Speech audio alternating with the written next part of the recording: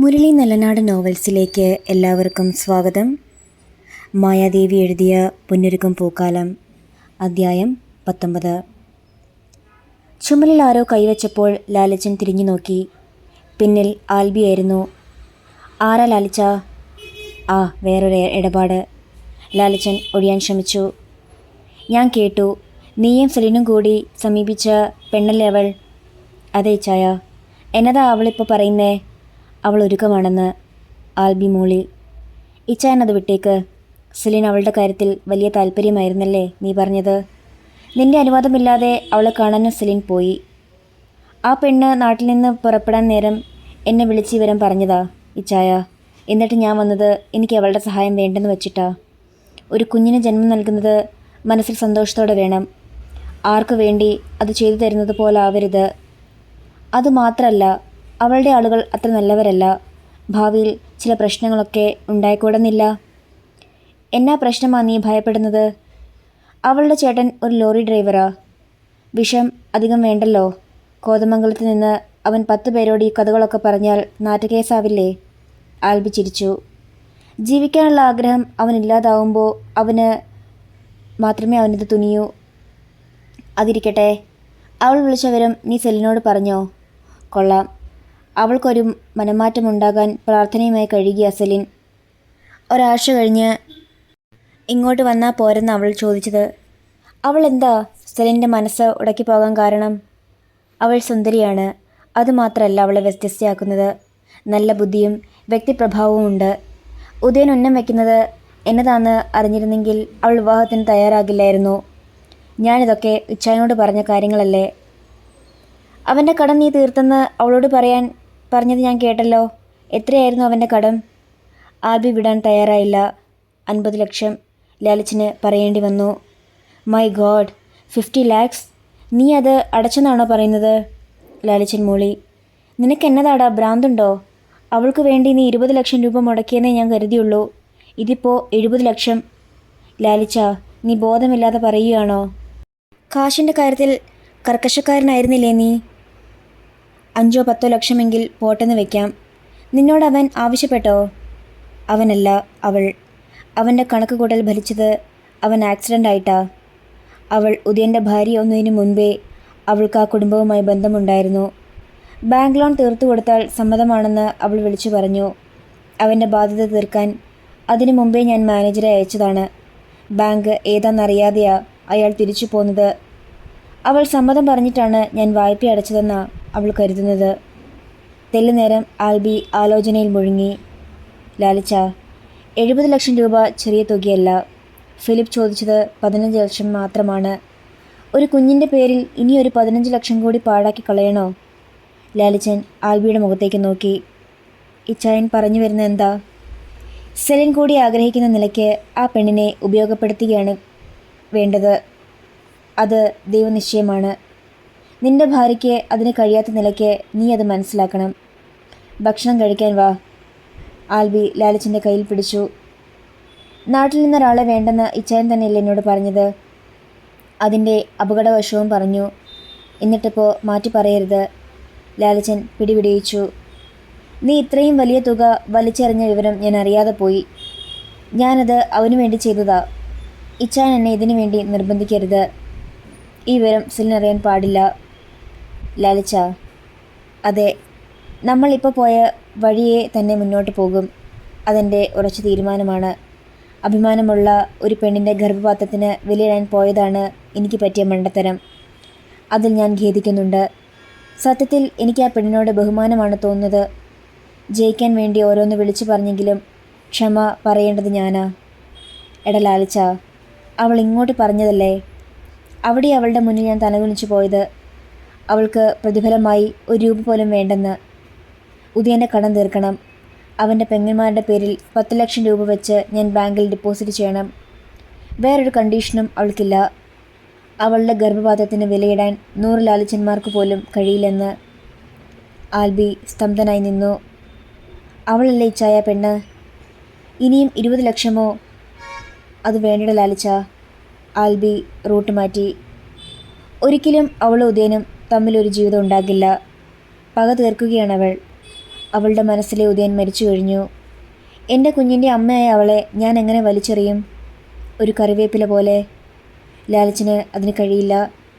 ഒന്നിച്ചൊരു കുടുംബജീവിതം അവർക്കുണ്ടാകുമെങ്കിൽ തീരുമാനം മാറ്റാൻ ഞാൻ തയ്യാറായേനെ. പക്ഷേ അതുണ്ടാവില്ല. ആൽബി അടിമുടി മാറി. ഞാൻ പറഞ്ഞതെല്ലാം തിരിച്ചെടുത്തു. നമുക്ക് നമ്മുടെ വഴിയെ പോവാം. നാളെ അവൾ ഉദയൻ്റെ പെങ്ങന്മാരെ കെട്ടിച്ചു വിടുമെന്ന് പുതിയ ഡിമാൻഡ് വെച്ചാലോ? ഫിലിപ്പിൻ്റെ വഴിയെ പോയ ലാഭം 5 ലക്ഷമാ. അവളോട് പോകാൻ പറ. നീ വാ. ആൽബി ലാലിച്ചനെയും കൂട്ടി താഴേക്ക് പോയി. അപ്പു ക്ലാസ്സിന് പോയപ്പോൾ അഞ്ജലി അടുക്കളയിലേക്ക് വന്നു. മനസ്സിനൊരു ശൂന്യതയാണ് അവൾക്ക് അനുഭവപ്പെട്ടത്. ഒരു സ്വപ്നത്തിലെന്നോണം ഇന്നലെ വരെ സംഭവിച്ച കാര്യങ്ങൾ മനസ്സിൽ നിന്ന് മായ്ച്ചു കളയാനുള്ള ശ്രമത്തിലായിരുന്നു നേരം വെളുപ്പിച്ചത്. ഹാർഡ്ലി ബംഗ്ലാവ്, ലാലിച്ചൻ, സെലീന എല്ലാം സ്വപ്നത്തിലെ കഥാപാത്രങ്ങൾ മാത്രം. ഇനിയെല്ലാം ആദ്യം മുതൽ തുടങ്ങണം. സ്വന്തം കാലിൽ നിൽക്കാൻ ഒരു ജോലി വേണം. മിഠായി തെരുവിലെ ഒരു മോളിൽ അക്കൗണ്ടൻ്റ് വേക്കൻസി ഉള്ള കാര്യം 3-4 മാസം മുൻപ് ഷെറിൻ പറഞ്ഞിരുന്നു. ഷെറിനെ വിളിച്ച് അന്വേഷിക്കണം. ഒരാഴ്ചയ്ക്കുള്ളിൽ എവിടെയെങ്കിലും ചെറിയൊരു ജോലി കണ്ടെത്തിയേ തീരൂ. സുധാകരൻ്റെ സംസാരം പുറത്തു കേട്ടു. ആരാണെന്നറിയാൻ വാതിക്കൽ വന്നപ്പോൾ അനിത മുന്നിലെത്തിയിരുന്നു. അവളെ കണ്ടതും അഞ്ജലിയുടെ മുഖത്തിലൊരു പരിഹാസച്ചിരി വിരിഞ്ഞു. എന്താടി ചിരിക്കുന്നേ? അനിത ചോദിച്ചു. നിന്നെ കണ്ടാൽ ചിരിക്കാതിരിക്കുന്നത് എങ്ങനെ? എത്രമാത്രം അധപതിച്ചു എന്നതിന് തെളിവല്ലേ 2 പേരും കൂടി മോഹിച്ചോടിയത്? അനിത നിന്ന് ദഹിച്ചു. ഗർഭപാത്രമുണ്ടെന്ന് കരുതി വിൽപ്പനയ്ക്കിറങ്ങിയാൽ ഇങ്ങനെ ഇരിക്കും. അയാൾ ബുദ്ധിയുള്ളവനാ. ഇങ്ങോട്ട് ചെല്ലുന്നവരെ ഒരു കാലത്തും വിശ്വസിക്കാൻ പാടില്ലെന്ന് അയാൾക്കറിയാം. നിങ്ങൾ കൊച്ചിൻ്റെ പേരിലാവും വിലപേശാൻ ചെല്ലുന്നത്. നിന്നെ അയാൾ കണ്ടിട്ടുണ്ടോ? അനിത സംശയത്തോടെ ചോദിച്ചു. നീ എന്താ അങ്ങനെ ചോദിക്കാൻ? നിന്നെ അയാൾ കണ്ടിട്ടില്ലെന്നാണ് ഞങ്ങളോട് പറഞ്ഞത്. അയാൾക്ക് കുട്ടികളുണ്ടെന്ന മട്ടിലാണ് സംസാരിച്ചത്. അയാൾക്ക് വേണ്ടിയായിരുന്നെങ്കിൽ സതീശൻ ചേട്ടൻ്റെ നേരെ തോക്കു ചൂണ്ടില്ലായിരുന്നു. ഞാനൊരു കാര്യം ചോദിച്ചാൽ നീ സത്യം പറയണം.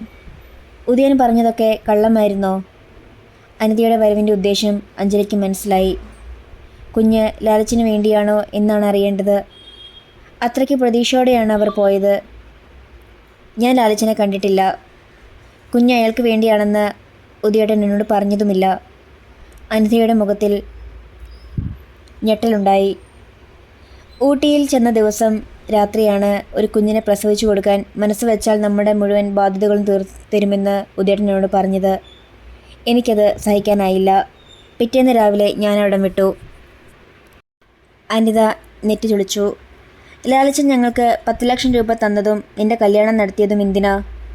ഒരുപക്ഷെ അയാൾക്ക് വേണ്ടപ്പെട്ട ഒരാൾ ആർക്കോ വേണ്ടി ആയിക്കൂടെ? ലാലച്ചനും ഭാര്യയും കുട്ടികളും ഇടയ്ക്കിടെ ഊട്ടിയിൽ വരാറുള്ള കാര്യം അവിടുത്തെ വാച്ച്മാൻ എന്നോട് പറഞ്ഞതാ. 2 കുട്ടികളാണത്ര അവർക്ക്. എടി ദ്രോഹി, ഇതൊക്കെ അറിഞ്ഞു വെച്ചിട്ടാണോ നീ എന്നോട് പറയാതിരുന്നത്? 16,000 രൂപയാണ് ടാക്സിക്ക് കൊടുത്തത്. അയാൾക്ക് വേണ്ടപ്പെട്ട ആർക്കെങ്കിലും ആണെങ്കിൽ ചന്ദ്രാമയും കുട്ടികളും രക്ഷപ്പെട്ടേന്ന് ഞാൻ കരുതി. ഇനി ഞാൻ പറഞ്ഞതെങ്കിൽ എന്നെ വിശ്വസിക്കാതെ നിങ്ങൾ പോയേനെ. എന്താ സത്യമല്ലേ? അനിത മിണ്ടിയില്ല. നിങ്ങൾ അവിടെ ചെല്ലുന്നതിന് മുൻപ് തന്നെ ഉദയേട്ടൻ്റെ ബാധ്യതകളൊക്കെ ലാലച്ചൻ തീർത്തു കൊടുത്തു. ഉദയേട്ടൻ മരിച്ചു പോകുമെന്ന് തോന്നിയിട്ടാണ് ലാലച്ചൻ അത് ചെയ്തത്. സുജിയെ എന്നെ വിളിച്ച് വിവരം പറഞ്ഞത്. അനിതയ്ക്കത് പുതിയ അറിവായിരുന്നു. നിങ്ങൾ ലാലച്ചനെ കാണാൻ പോയ വിവരങ്ങളൊന്നും ഞാൻ അവളോട് പറഞ്ഞിട്ടില്ല. പുറത്ത് പറയാൻ പറ്റുന്ന കാര്യങ്ങളാണോ? ലാലച്ചൻ ഉദയേട്ടനോട് പറയാതിരുന്നാൽ മതി.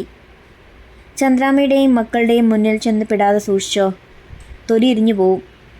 അനിത സാരിത്തലിപ്പ് വലിച്ചു പിടിച്ച് മുഖം തുടച്ചു. അവളുടെ മുന്നിൽ നിന്ന് രക്ഷപ്പെട്ടാൽ മതിയെന്നായിരുന്നു അനിതയ്ക്ക്. അപ്പു തിരിച്ചു വന്നോ?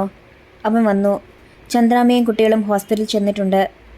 ഞങ്ങൾ പോയ വിവരം അപ്പു അറിഞ്ഞോ? ഞാൻ പറഞ്ഞിട്ടൊന്നുമില്ല. അവനിതറിഞ്ഞാൽ നിന്റെ മുഖത്ത് നോക്കില്ല. വലിയൊരു തെറ്റ് തന്നെയാണ് ഞങ്ങൾക്ക് പറ്റിയത്. അതങ്ങനെ തീർന്നെന്ന് കരുതാം.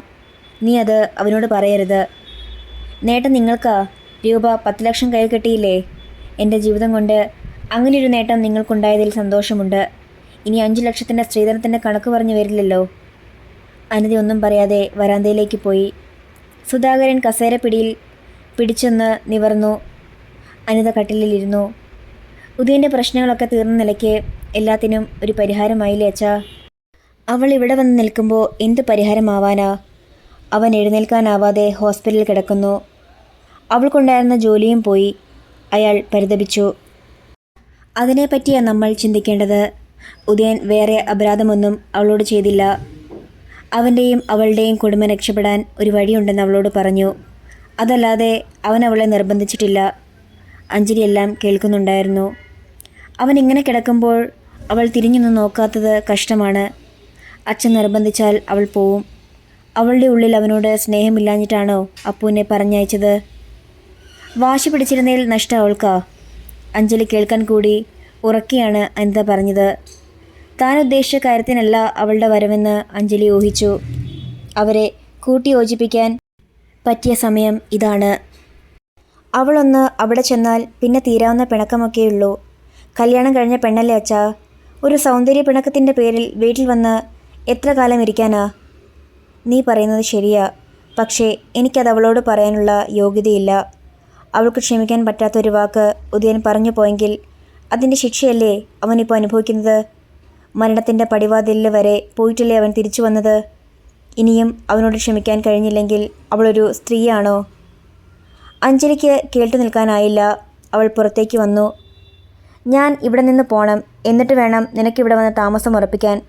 അതിൽ കവിഞ്ഞ് എന്തുണ്ട് നിന്റെ ആത്മാർത്ഥതയ്ക്ക്? അനിത ദേഷ്യത്തോടെ എഴുന്നേറ്റു. അതേടി, അതിലെന്താ കുറച്ചിൽ?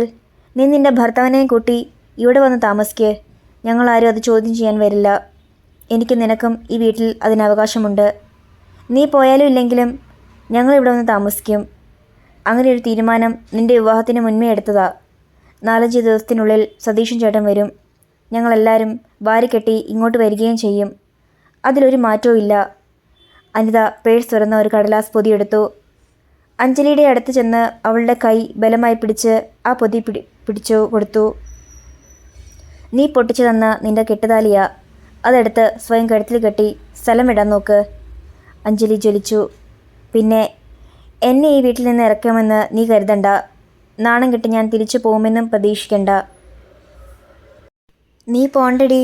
സതീശൻ ചേട്ടൻ കൂടി ഇവിടെ പുറത്തു തുടങ്ങിയ നീ പല അപവാദങ്ങളും കേൾക്കേണ്ടി വരും. എൻ്റെ ഭർത്താവാണെങ്കിലും അയാളുടെ സ്വഭാവം എനിക്ക് നന്നായിട്ടറിയാം. അഞ്ജലിയുടെ ഉള്ളു നടുങ്ങി. കെട്ടിച്ചു വിട്ടാൽ ഭർത്താവില്ലെങ്കിൽ പെണ്ണ് കുടുംബത്തിനൊരു ഭാരം തന്നെയാണടി.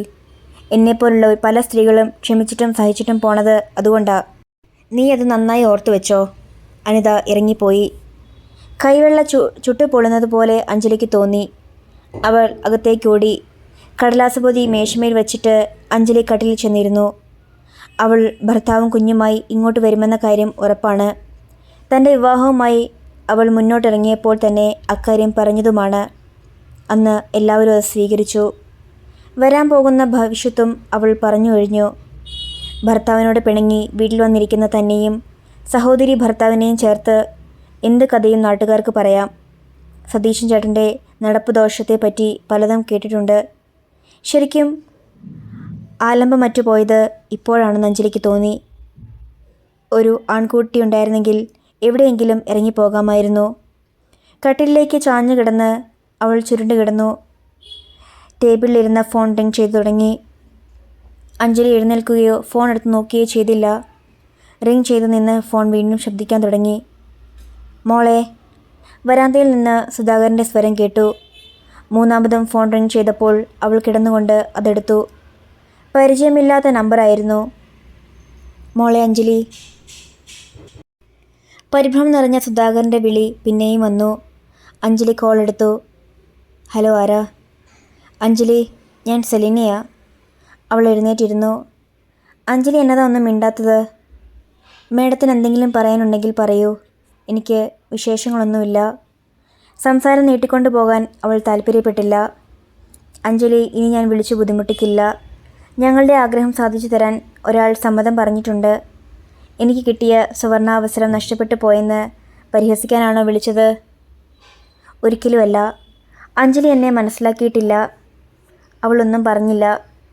ലാലിച്ചൻ ഒരാളെ കണ്ടെത്തി. 35 വയസ്സ് പ്രായം വരുമെന്നാണ് പറഞ്ഞത്. അവർക്ക് 2 കുട്ടികളുണ്ട്. ഇനിയെല്ലാം വേഗത്തിലാവും. അതിനു മുമ്പ് അവസാനമായി അഞ്ജലി ഒന്നുകൂടി വിളിക്കണമെന്ന് തോന്നി. എന്തിന്? കനമുള്ള ചോദ്യമായിരുന്നു. 1% പ്രതീക്ഷ ഇപ്പോഴും മനസ്സിലുള്ളതുകൊണ്ട് ചോദിക്കുകയാണ്. ഞങ്ങൾക്കൊരു കുഞ്ഞിനെ തരാൻ അഞ്ജലിക്ക് കഴിയുമോ? വിറകൊണ്ട ശരീരവുമായി അഞ്ജലി കട്ടിൽ നിന്ന് താഴെ ഇറങ്ങി. ഒരാൾ തയ്യാറായി വിവരം ലാലിച്ചനെ വിളിച്ച് പറഞ്ഞപ്പോൾ മനസ്സിൽ വീണ്ടും ഒരു മോഹം. സെലീനയുടെ വാക്കുകളിൽ യാചനയുടെ നനവുണ്ടായിരുന്നു. ധൃതിയിൽ അടുക്കള വാതിൽ കടന്ന് അഞ്ജലി പിന്നാമ്പുറത്തിറങ്ങി. ലാലിച്ചൻ്റെ അറിവോടെയാണോ മാഡം എന്നെ വിളിക്കുന്നത്? ലാലിച്ചൻ ഇപ്പോൾ ബാംഗ്ലൂരിലാണ് ഉള്ളത്. ആ സ്ത്രീയുടെ സ്ഥലം അവിടെയാ. ഞാൻ വീട്ടിലുണ്ട്. അഞ്ജലിയെ ഞാൻ കാണാൻ വന്നതും ഇപ്പോൾ വിളിക്കുന്നതും ലാലിച്ചൻ അറിഞ്ഞിട്ടില്ല. ഉദയേട്ടൻ്റെ ബാധ്യതകളൊക്കെ ലാലിച്ചൻ തീർത്തത് മാഡത്തിന് അറിയോ? അത് ഉദയൻ ആക്സിഡൻ്റ് ആയപ്പോൾ തന്നെ ലാലിച്ചൻ തീരുമാനിച്ചതാ. ബാധ്യത തീർത്തതൊന്നും എനിക്കറിയേല. മാനേജറെ അയച്ചപ്പോൾ ഉദയൻ്റെ അമ്മ അപമാനിച്ച് വിട്ടെന്നും കേട്ടു. ഞാൻ ലാലിച്ചനെ വിളിച്ച കാര്യം മാഡത്തോട് പറഞ്ഞോ? വിളിച്ചോ? എപ്പോ? സ്വരത്തിൽ ഞെട്ടൽ അഞ്ജലി അറിഞ്ഞു. ലാലിച്ചനെ എവിടെയാ യാത്ര പോകുന്ന സമയത്താണ് ഞാൻ ആദ്യം വിളിച്ചത്. എൻ്റെ സമ്മതം ഞാൻ ലാലിച്ചനെ അറിയിച്ചു. ഇന്നലെ രാത്രി ഒരിക്കൽ കൂടി ഞാൻ ലാലിച്ചനെ വിളിച്ചു. ഇനി എൻ്റെ ആവശ്യം നിങ്ങൾക്കില്ലെന്ന് പറഞ്ഞ് കോൾ കട്ട് ചെയ്തു. എൻ്റെ ഈശോയെ! സെലീനയുടെ വിലാപസ്വരം അവളുടെ കാതിൽ മുഴങ്ങി. നിങ്ങൾ വലിച്ചെറിഞ്ഞ പണം വെറുതെ ആകണ്ട മാഡം. എനിക്ക് പൂർണ്ണ സമ്മതമാ. നിങ്ങൾക്കെപ്പോൾ വേണമെങ്കിലും വണ്ടിയുമായി വരാം. എൻ്റെ ജീവനുള്ള ശരീരം ഇവിടെ തന്നെ ഉണ്ടാവും. മോളെ അഞ്ജലി. അഞ്ജലി കാതിൽ നിന്ന് ഫോൺ എടുത്തു. മറുതലയ്ക്കിൽ നിന്ന് സെലീനയുടെ അവ്യക്ത സ്വരം കേൾക്കുന്നുണ്ടായിരുന്നു. അവൾ കോൾ കട്ട് ചെയ്തു. ഒരിടത്തും എത്തില്ലെന്ന് ഉറപ്പായ ഈ ജീവിതം കൊണ്ട് താൻ എന്താണ് നേടാൻ പോകുന്നത്? ചതുക്കുഴിയിൽ നിലം തൊടാതെ വീഴ്ത്തിയ ബന്ധുക്കൾ, ആണത്തം പണയപ്പെടുത്തിയ ഭർത്താവ്, എല്ലാം തികഞ്ഞ ലാലിച്ചനൊരു കുഞ്ഞിനെ പ്രസവിച്ചു കൊടുത്താൽ ഗർഭപാത്രത്തിനെങ്കിലും പുണ്യം കിട്ടും.